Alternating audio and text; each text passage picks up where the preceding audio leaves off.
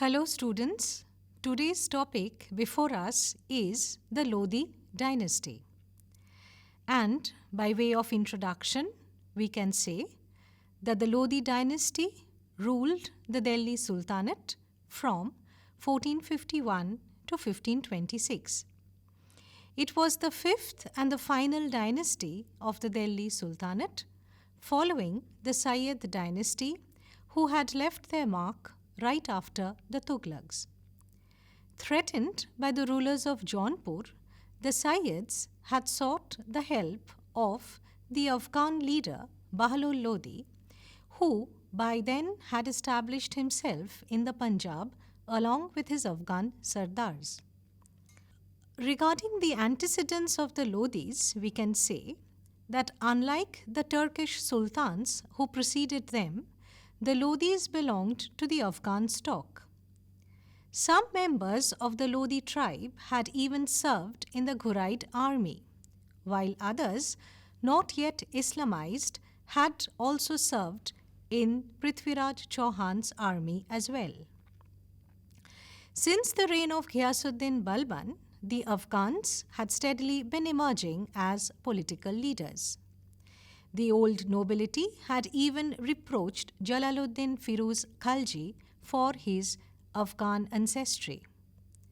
Afghans, who were useful as soldiers, were also successful as merchants, especially as they dealt with horses. Each Afghan tribe, however, nourished traditions of independence which sharpened distinctions and made concerted Afghan action difficult. Now, talking about Bahlol Lodi, who was the founder of the Lodi dynasty, Bahlol's dates are from 1451 to 1489. Bahlol Lodi was therefore an Afghan of the Lodi tribe whose home was the Sulayman range. He was the nephew and the son-in-law of Malik Sultan Shah Lodi, the then governor of Sirhind in Punjab, and Bahlol succeeded him as its governor during the reign of the Sayyid Emperor Muhammad Shah, who raised Bahlol to the status of a Tarun bin Sultan. The most powerful of the Punjab chiefs and a vigorous leader, Bahlol held together a loose confederacy of Afghan and Turkish chiefs by dint of a strong personality. He checked the growing power of the Khokars, who were a fierce, warlike tribe residing in the Salt Ranges, and Bahlol soon dominated the entire Punjab. Called in to help the ruler of Delhi against an impending attack by the ruler of Malwa, Bahlol stayed on. Before long, his men took over the control of Delhi, and Bahlol formally crowned himself emperor in 1451. Now, speaking of Bahlol's tryst with the Afghan nobles, Bahlol, as a 40-year-old experienced military chief, Bahlol induced the last of the Sayyid Sultans, Alauddin Alam Shah, to resign and retire to Badaun, while he himself could sort of undertake various measures to gratify his Afghan nobles. In fact, he gained the support of other Afghans for this coup that he staged, with the promise that they too would share equally the fruits of power. To a large extent, Bahlol kept his promise. Yet, he also encouraged other Afghans, especially those belonging to Ro, to come over from their barren mountain ranges to the fertile tracts of Hindustan, so that they could rid themselves of the ignominy of poverty while Bahlol would gain ascendancy.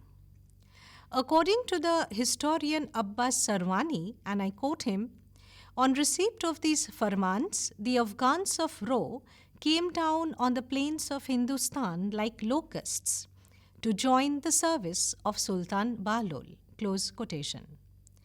Bahlol distributed rich iktas amongst them, and with the help of their contingents, Rather than by reviving a centralized army, he gradually built up his military strength. The insertion of the Afghans not only enabled Bahlol to defeat the Sharqi rulers of Jaunpur, but it also changed the very complexion of the Muslim society in India, making the Afghans an important element within it. Now, Bahlol faced a number of military successes. Bahlol was careful, like the Roman Emperor Augustus, to avoid the appearance of power. Hence, he claimed to be no more than a first among equals. His court, in fact, resembled more of an Afghan tribal assembly rather than the council of a great king. To gain support and recognition, Bahlol never sat on the throne. Instead, he opted to sit on the carpet with his nobles.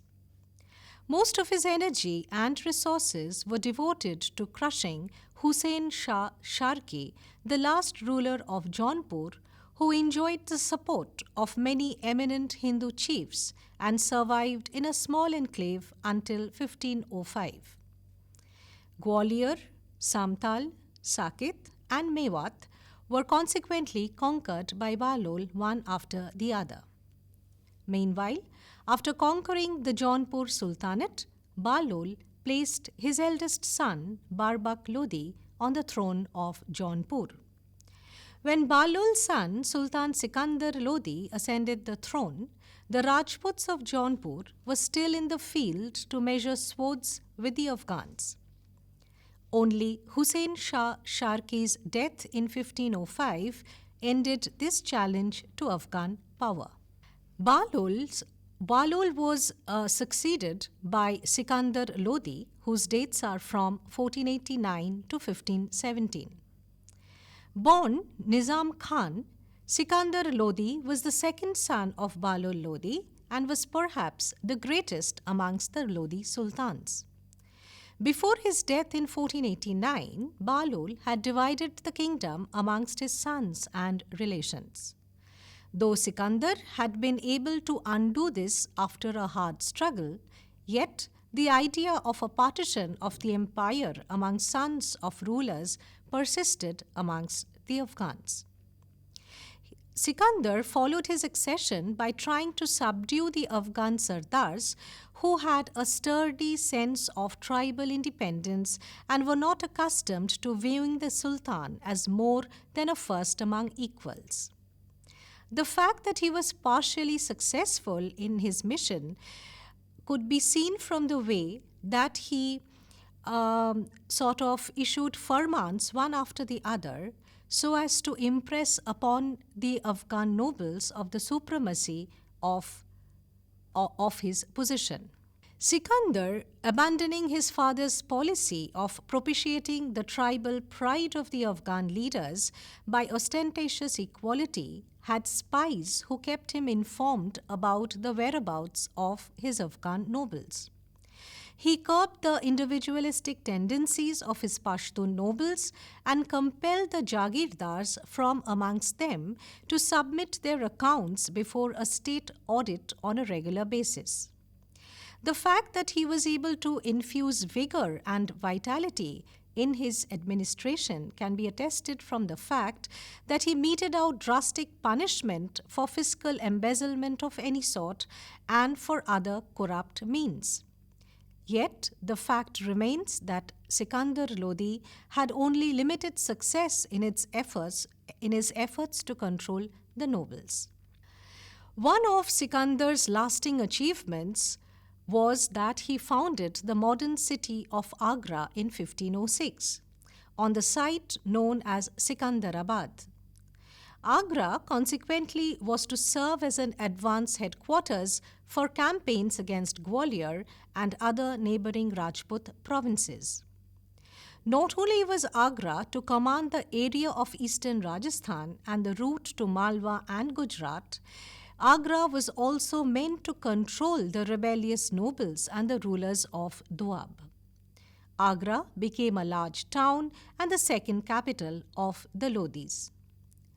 The growing interest of Sikandar Lodi in eastern Rajasthan and Malwa was shown by his taking the Khan of Nagaur under his protection, and by trying to make Ranthambore transfer its allegiance from Malwa to Delhi.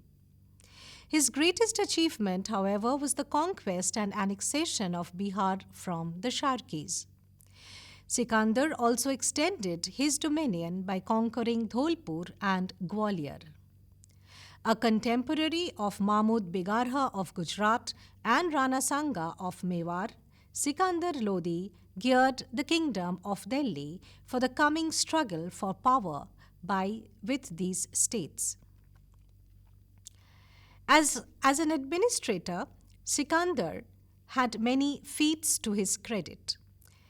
Sikandar, for one, was able to establish an efficient administration. He laid great emphasis on justice. All the highways of his empire were free from bandits. The prices of all essential commodities were remarkably cheap. The Sultan took keen interest in agriculture as well as in trade and commerce. He abolished the octroi duty on grains and established a new measurement of a yard called the Gaz-e-Sikandari, which continued even during the time of the Mughals.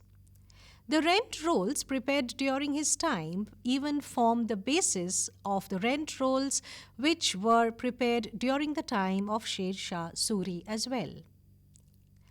And yet, despite all the achievements, Sikandar Lodi had certain limitations as well, which could be viewed from the way he displayed religious bigotry towards his non-Muslim subjects.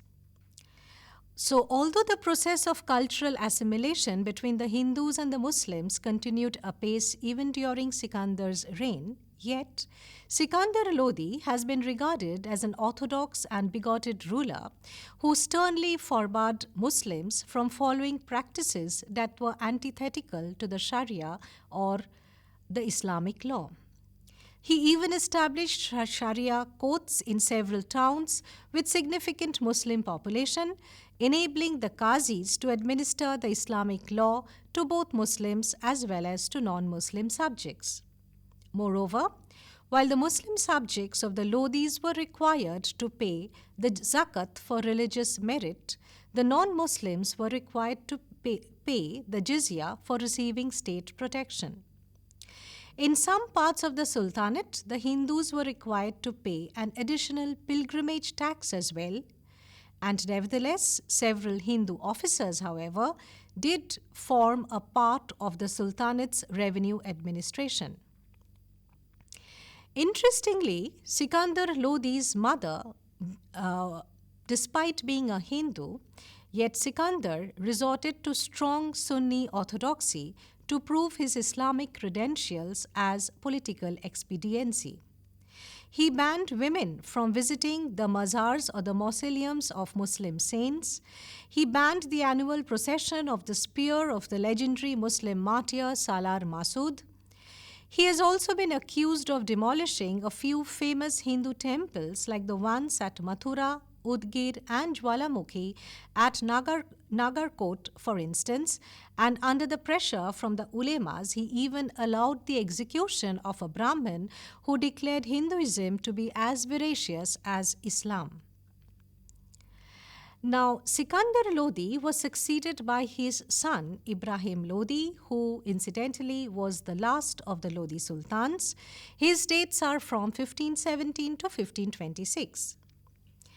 Ibrahim Lodi, the eldest son of Sikandar Lodi, was as I said, the last of the Lodi sultans before the Mughals took over. By the time Ibrahim ascended the throne, the political structure in the Lodi dynasty had dissolved due to abandoned trade routes and depleted finances, leaving therefore the Lodis in a very vulnerable position, pitted as they were by both internal squabbles as well as by external threats alike. Be that as it may, Ibrahim Lodi possessed the qualities of an excellent warrior, although he was at times rash in his decisions and impolite in his actions, so much so that he even went to the extent of imprisoning and beheading several leading nobles of his. His attempt at royal absolutism was in fact quite premature, and his policy of sheer repression, unaccompanied by measures to strengthen the administration and increase his military resources, proved suicidal. Yet, although faced with numerous rebellions, Ibrahim Lodi did manage to keep out the opposition for almost a decade. Now, the problems faced by Ibrahim Lodi were several. So, an important difficulty that Ibrahim faced when he ascended the throne in 1517 were the Pashtun nobles, and some of whom supported Ibrahim's elder brother Jalaluddin Lodi. In taking up arms against his brother in the area east of Jaunpur, Ibrahim gathered military support and defeated his brother by the end of the year. Following this incident, he arrested those Pashtun nobles who had opposed him and, instead of them, appointed his own men as the new administrators. Other Pashtun nobles, in the meantime, supported the governor of Bihar, Daria Khan, against Ibrahim Lodi. Besides, another factor that caused uprisings between Ibrahim was his lack of an apparent successor. In fact, his own uncle Alam Khan betrayed him by supporting the Timurid ruler of Kabul, the Mughal invader Babur. Moreover, in order to avenge the insults done to him by Ibrahim, the governor of Lahore and Punjab, Daulat Khan Lodi, had also invited Babur to invade India and thus deprive Ibrahim of his throne and ensure them, as they had hoped, predominance over a grateful king. Besides, as the undisputed ruler of Mewar, Rana Sanga's growing power and the extension of his powers towards Agra and Bayana presaged a conflict between Mewar and the Lodis. It is difficult to say what the outcome of this conflict would have been if Babur had not intervened. In fact, it is also said that Rana Sanga had also supposedly invited Babur to oust Ibrahim Lodi. The fact, however, remains that Ibrahim was engaged in warfare with the Afghans and the Timurid Empire for most of his reign and died trying to keep the Lodi dynasty from annihilation. We now would talk about Babur, the invader who staged the first battle of Panipat and ousted the Lodi dynasty and established the Mughal Empire in its place. As a Central Asian adventurer, Zahiruddin Muhammad Babur had invaded the Punjab almost 4 times before his final showdown with Ibrahim Lodi. With the invitation extended to him by Alam Khan, Daulat Khan Lodi, and supposedly by Rana Sanga, Babur brought his armies and was able to topple the Lodi ruler at the First Battle of Panipat fought in the year 1526. Despite their own internal problems, the Lodis managed to field an army of 100,000 strong along with 1,000 elephants as against Babur's paltry force of 12,000. Yet, despite the odds in numerical strength, Babur routed the Lodi Sultan and took possession of Delhi in no time. His army's use of artillery, plus the desertion of many nobles and soldiers from Ibrahim Lodi's side to that of Babur's, led to a spectacular Mughal victory, despite being heavily outnumbered. Babur's victory was the fruit of his careful planning and of his cavalry and artillery's superior maneuvers, a validation of his military strategy that he had mastered from the Ottomans. His center was protected by 700 carts connected by twisted bull hides. Between every pair of guns, there were 6 or 7 movable breastworks for the protection of matchlock men, and the flanking attacks of his cavalry transformed his carts into a formidable fort. Now, as far as the consequences of the First Battle of Panipat was concerned, we can say that the First Battle of Panipat was undoubtedly one of the decisive battles in Indian history. Despite fighting with utmost bravery, Ibrahim Lodi was killed in the battle, whereupon the loose aristocratic confederacy of the Lodis dissolved soon after. With the death of Ibrahim Lodi, the Lodi dynasty came to an end, leading to the establishment of the Mughal Empire in the subcontinent, which continued unabated for almost 3 centuries thereafter. After Ibrahim's death, the victorious Babur named himself emperor over Ibrahim's territories instead of placing Alam Khan, who happened to be Ibrahim's uncle, on the throne. The rich treasure stored by the Lodi sultans at Agra relieved Babur of much of his financial troubles. However, Ibrahim Lodi's brother, Mahmud Lodi, declared himself sultan and continued to resist the Mughal forces. Mahmud Lodi, in fact, provided around 4,000 Afghan soldiers to Rana Sanga in the Battle of Khanwa that he had staged against Babur in the year 1527. Yet, following the defeat at Khanwa, Mahmud Lodi fled eastwards and again posed a challenge to Babur 2 years later at the Battle of Ghagra in 1529, which too ended in fiasco for the future of the Afghans. Now, as far as the politico-economic contribution of the Lodis was concerned, we can say that, like their predecessors, the Lodi sultans stylized themselves as the deputies of the Abbasid caliphs and thus acknowledged the authority of a united caliphate over the Muslim world. They provided cash stipends and granted revenue-free lands, including entire villages, to the Muslim ulemas, to the Sufi sheikhs, to the claimed descendants of Prophet Muhammad, and to the members of the Quraysh tribe.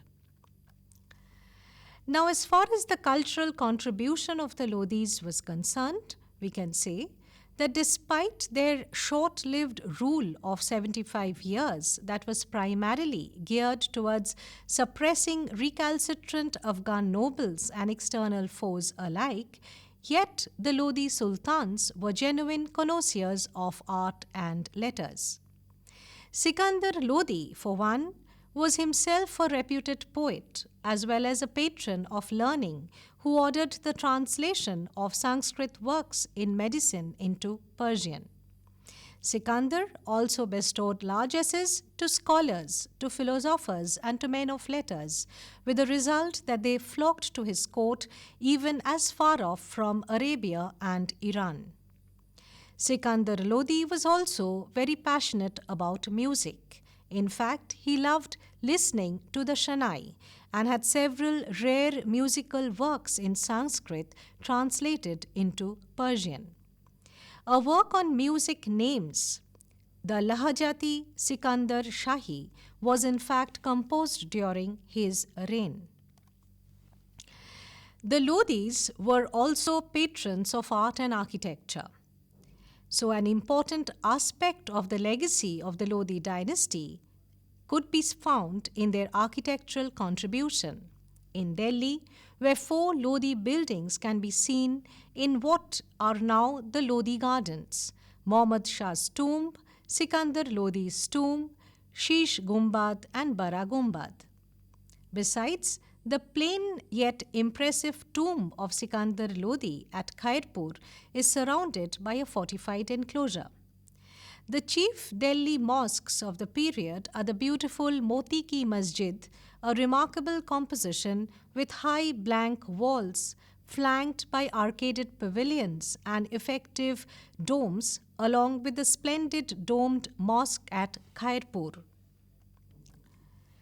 By way of conclusion, we can say that the Lodi dynasty was of Afghan origin that held together a loose confederacy of Afghan and Turkish chiefs with their strong personalities.